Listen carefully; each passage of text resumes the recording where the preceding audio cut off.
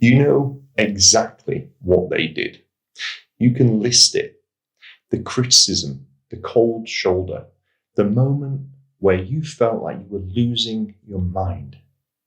You've played it back so many times, you could write it out word for word, and you still miss them. Maybe you're a little bit embarrassed about that, but by the time I finish this coffee, you'll be feeling liberated, ready to move on.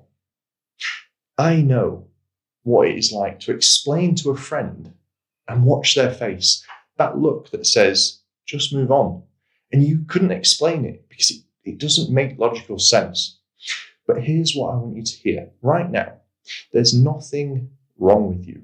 The fact you're feeling like this actually tells you that you're healthy, emotionally intelligent person that is hurt by someone who lacked the empathy to even care.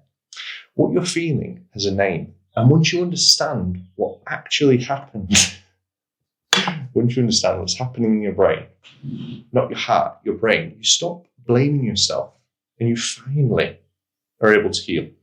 When you're in a relationship with a narcissist, you're not experiencing love the way it was designed to work.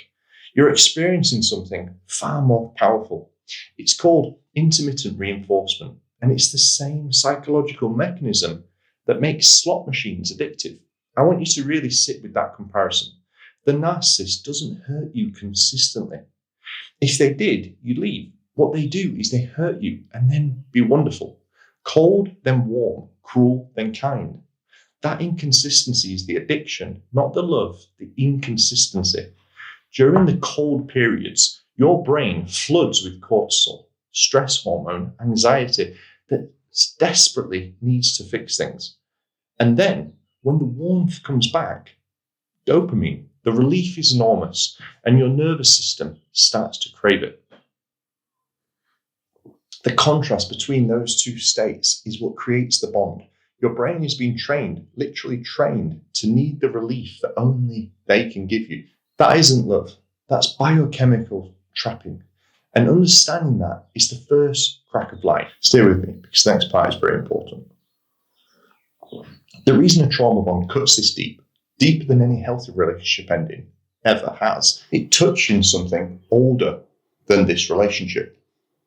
For most people who ended up bonded to a narcissist, there was a version of this dynamic earlier in life.